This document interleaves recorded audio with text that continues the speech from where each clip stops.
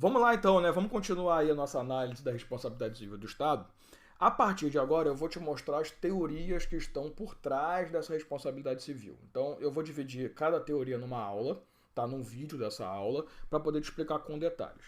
Eu queria que você soubesse apenas o seguinte: a base de tudo o que a gente tem estudado aqui é a chamada teoria do risco administrativo. Essa teoria ela diz o seguinte: a prestação de serviço pelo Estado é uma atividade de risco. E o Estado, sabendo disso, ele tem que absorver qualquer eventual prejuízo decorrente dessa atividade. Então a ideia é a seguinte: a atividade administrativa é arriscada, ela pode gerar prejuízos e esse prejuízo tem que ser absorvido pelo Estado. É por isso que a vítima de um evento danoso decorrente do ato de um agente público, ela vai propor a ação em face do Estado, não do agente público.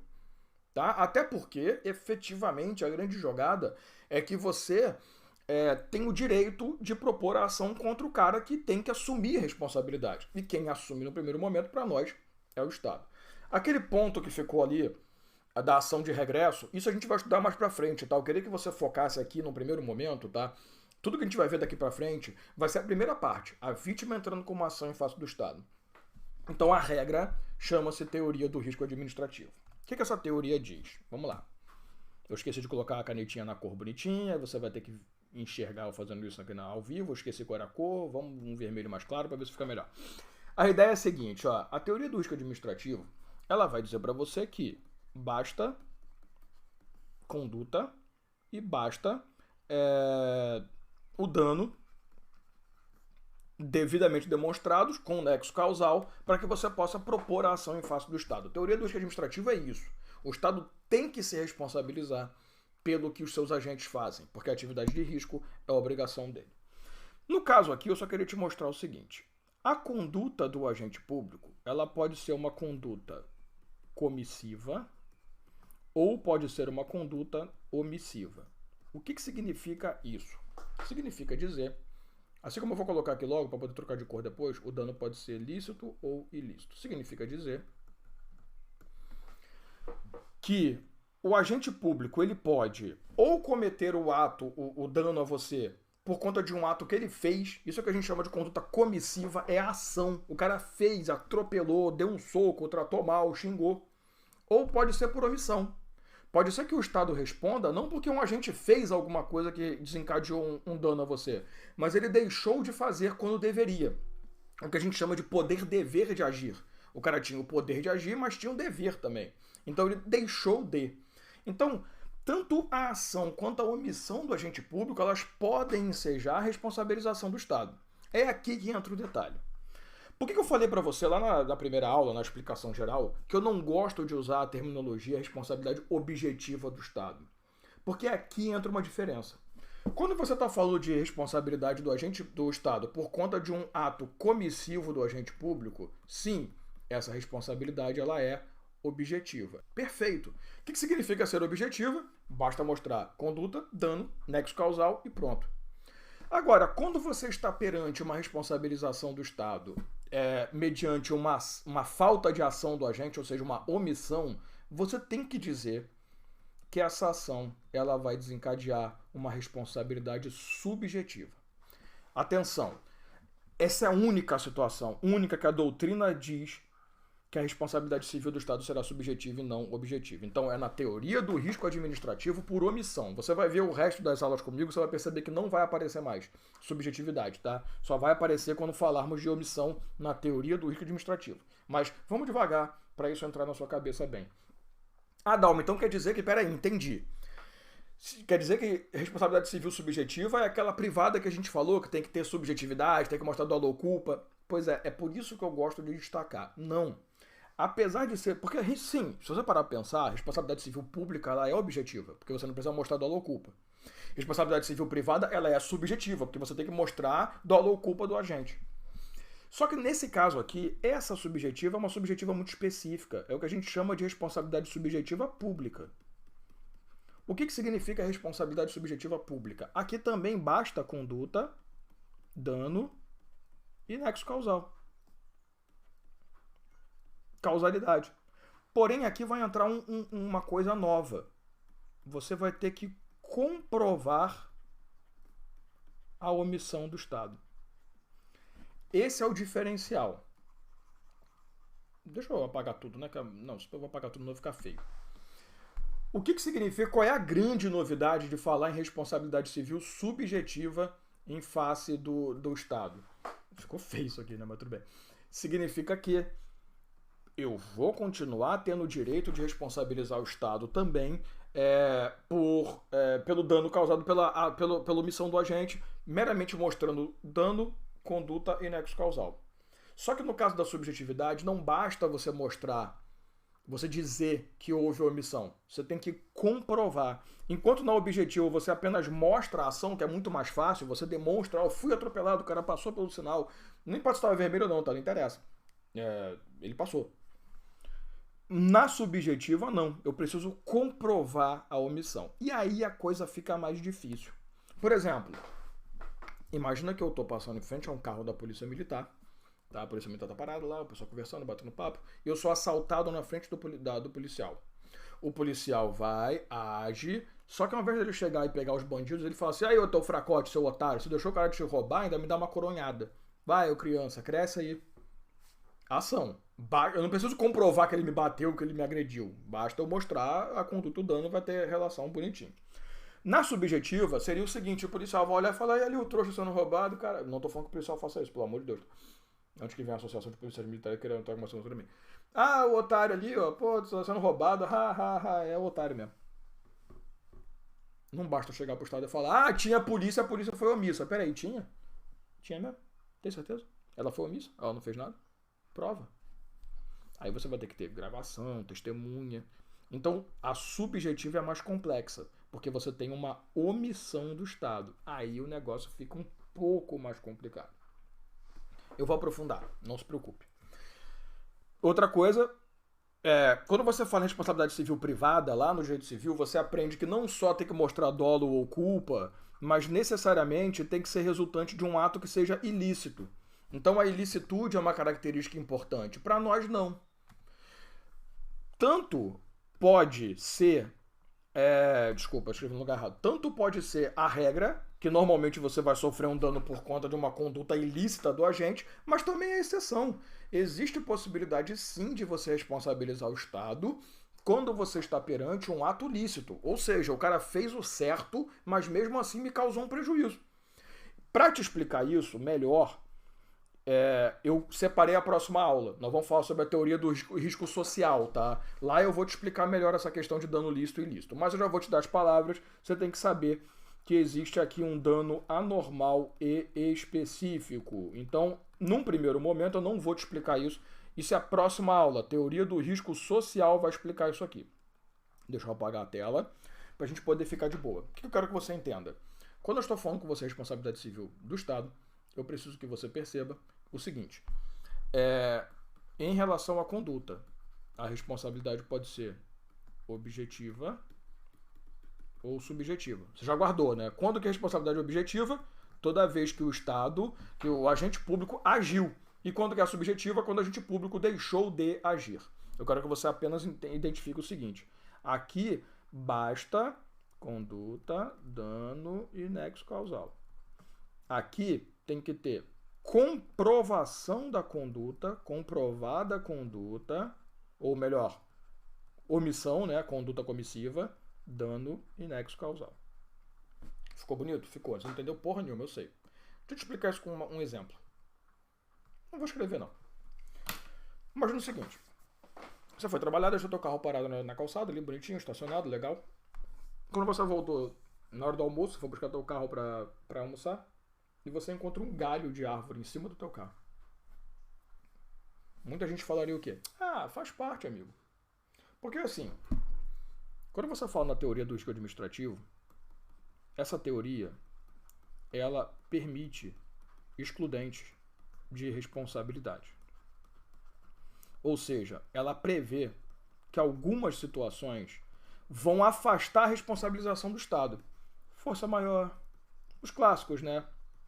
Caso fortuito, culpa exclusiva da vítima. Então, assim, nesse caso, você pode pensar assim, ah, Dalmo, caso fortuito, fosse maior, fazer o quê? Caiu o galho de árvore, então o cara está eximido, né? O Estado está dispensado, isento, eximido, bonito essa palavra, eximido, não sei nem se existe, da sua responsabilidade, sacanagem. Te dar um outro exemplo, sabe? Eu sempre falo isso nas minhas aulas presenciais, né? O aluno já sai de aula assim, opa, beleza, tô com dúvida, tô com dívidas para pagar, né? Então eu vou fazer o seguinte, eu vou pular na frente do carro da polícia. Não, se você pulou na frente do carro da polícia, é culpa exclusiva da vítima. Você que gerou o evento danoso. Eu queria que você percebesse o seguinte. A teoria do risco administrativo, ela diz que o Estado tem que se responsabilizar pelos danos causados por seus agentes na qualidade de agentes, porém, o Estado pode se eximir de responsabilidade se ele conseguir afastar a conduta ou o dano ou o nexo causal. Existem outras excludentes? Existem. As clássicas são essas três aqui: força maior, caso fortuito e culpa exclusiva da vítima. Volta para a situação. Ah, mas Dalmo, caiu um galho de árvore no meu carro, o que eu posso fazer? Caso fortuito, força maior, Deus não gosta de mim. Ó, nesse caso, você tem que se perguntar o seguinte: o galho caiu por quê? Ah, caiu porque bateu um vento. Tá, não interessa. Mas assim, a árvore é responsabilidade do Estado. Ela estava podada, ela foi cuidada. No período de poda, a prefeitura fez o trabalho dela. Ah, não, Dalmo, ó, muito tempo que a prefeitura não poda essa árvore. Ah, então peraí. Não foi só porque bateu um vento. É porque a árvore estava gigante, estava enorme, os galhos já estavam caindo, porque o Estado não está fazendo a parte dele em podar, em cuidar. Legal. Então eu posso responsabilizar o Estado? Posso. Só que observe, se o Estado não está fazendo, ele está sendo omisso. Se ele tem omissão, eu preciso comprovar essa omissão. Então, nesse caso, a responsabilidade civil é pública, porém subjetiva. Concorda comigo? Beleza. Então, como é que eu vou fazer isso? Cara, sei lá. Ou você registra protocolo na prefeitura, liga, ó, tem uma árvore aqui que tá caindo, tem que podar. Ou então você vai lá e busca qual é o período de poda que a prefeitura faz, busca essa informação que eles têm que te dar. Aí tu verifica, opa, qual foi a última vez? Qual foi o período? Não houve poda, então a culpa é do Estado. Você vai entrar com uma ação de responsabilização civil do Estado. Você entendeu? Ah, mas eu não sei quem é o agente responsável por podar. Já te falei que não interessa a pessoa, que você vai entrar com uma ação contra o Estado. O Estado que se vire depois na regressiva para descobrir quem era o responsável por aquilo. Você entendeu? Então, cuidado para você não responder de cara assim, ah, não tem nada. Depende. Transbordou o esgoto, tu fica, puta que pariu, isso faz parte, a culpa é da sociedade que joga sofá na água. Pera aí, transbordou o esgoto, por quê? O Estado estava fazendo um tratamento correto nas linhas de passagem, nas linhas não, né, nos dutos de passagem de esgoto, o tratamento de esgoto estava sendo feito direitinho, a limpeza dos canais estava certinho? Tava. Então, realmente, a culpa é da sociedade que não presta e joga tudo no lixo. Joga o lixo nos rios.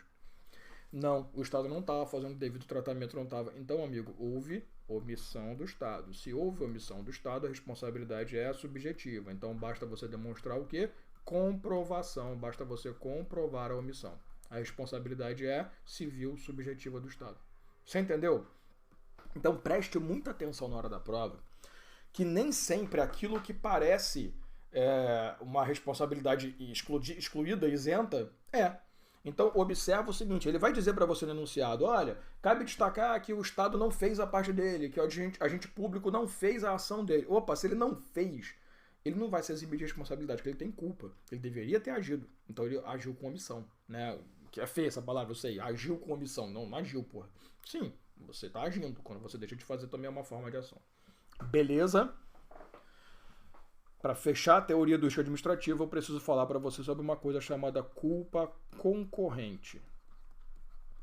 Porque assim, primeiro momento eu falei para você da culpa do Estado, ele vai responder integralmente. Também tem a culpa exclusiva da vítima, o Estado está completamente isento. Na culpa concorrente, você tem culpa do Estado somada à culpa da vítima. No caso de culpa concorrente, o que vai acontecer com o Estado? Ele vai estar excluído da responsabilidade? Não. A vítima vai estar tranquila, integralmente o Estado vai responder? Não. Vai acontecer um atenuante de responsabilização do Estado. Porque, olha a palavra concorrente, os dois tiveram culpa. O evento danoso foi responsável, foi resultante da culpa dos dois. O exemplo clássico é o seguinte. Tá tendo uma obra, tá? Uma obrazinha numa determinada região, aí tem uma plaquinha lá, cuidado, obra. Você olhou, viu a plaquinha, mesmo assim entrou na obra, caiu alguma coisa na tua cabeça, caiu um tijolo na tua cabeça. Pergunta: o Estado está isento? Ah, não tem excludente, culpa excludente da vítima porque foi avisado cuidado obras. Não, não basta mostrar, botar placa. Tem que ter fiscalização se a sociedade, se o povo, se todo mundo está respeitando a ordem. Como a fiscalização não foi feita, o Estado foi omisso. Como tem omissão, responsabilidade subjetiva. Basta demonstrar a omissão do Estado. Aí eu vou entrar com a ação e vou dizer, olha, o fiscal tá vendo. Porque quando eu entrar, qual vai ser a defesa do Estado? Eu sinalizei, o cara que fez merda. Aí tu fala, não, mas peraí, também não houve fiscalização. Eu até vi cuidado da obra, mas não parecia tão perigoso, não estava tendo movimento, não tinha ninguém ali dizendo, olha, cuidado. Então, sim, culpa concorrente da vítima. Não basta apenas sinalizar, tem que fiscalizar, senão o Estado vai ser responsabilizado também. Só que aí vai acontecer o quê? Ele não vai ter responsabilidade integral, então ele não vai responder completamente, também ele não vai ter excludente de responsabilidade. Ele vai ter uma atenuante, a responsabilidade dele vai ser diminuída, porque eu, Estado, vou compartilhar com você, vítima, a responsabilidade. Então você vai ter que absorver sua parte e eu também, tá? Então vai ter uma atenuante na hora de aplicar ali o valor a ser reparado. Fechou? Então, o que a teoria do risco administrativo tem de grande característica? De regra, o Estado responde sempre. Excepcionalmente, se o Estado conseguir se eximir de algo, se conseguir demonstrar que alguma dos elementos ali é afastado, ele pode se eximir, ele pode ser excluído da responsabilidade. Não se esqueça que existe a culpa concorrente, que é quando ambos cometem um ato que gera o prejuízo. O enunciado vai ser muito claro para você. Olha, vale destacar que a vítima sofreu dano, mas o Estado não fez a parte dele, não fiscalizou. Eu costumo brincar nas minhas aulas o seguinte, você que já pegou avião, tu sabe. O cara sempre, ele pega ali, o avião tá parado, na turbininha, bonitinho, ele sempre coloca, o pessoal da companhia aérea coloca ali um cordão de isolamento, né, te mostrando o caminho que você tem que fazer para embarcar. Porque aqui tem uma hélice, assim, uma hélice não, aqui tem uma turbina só. Mesmo assim, tem idiota no mundo, então o cara pode querer passar por aqui. Mesmo com cordão, o cara vai passar por vou tirar uma foto pela turbina. Se Deus quiser, essa turbina vai te puxar e você vai morrer. Porque eu torço pra pessoa assim morrer, porque a pessoa é burra, né? Ela merece. Gostou dessa? Não, né? A partir de agora vocês desligam e falam, nunca mais assisto uma aula desse desgraçado. Eu sei. Então, além desse cordão, o que acontece? Sempre tem uns carinha ali, né? 1 ou 2 carinhas de olho pra ver se você realmente tá... E se você não fizer isso, o que ele faz? Bonitão, vem pra cá. Ou também, né, quando você tem ali, você desembarcou a caminhada até o desembarque e tal, tem uma sinalização azul bonitinha. Mesmo assim, tem os caras paradinhos ali, bonitão, você não pode atravessar aqui não, tem que ser pra cá. Por que isso acontece? Porque é uma concessionária, não se esqueça. Aqui é um concessionário de serviço público. Ou seja, é uma pessoa de direito privado, juiz de direito privado que presta serviço público. Então, amigo, ela vai ser responsável? Vai. Eu sei porque eu risquei, mas tudo bem. Ela vai ser responsável? Vai. O que eu preciso que você lembre, pelo amor de Deus, a partir do momento que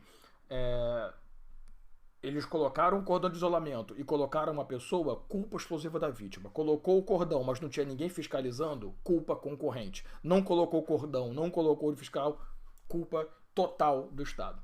Viu? Beleza? Não é difícil, né? Se dá uma aprendeu, qualquer um aprende, nunca se esqueça disso. Beleza? Então na próxima aula eu te explico melhor a questão da teoria do risco social. Até a próxima.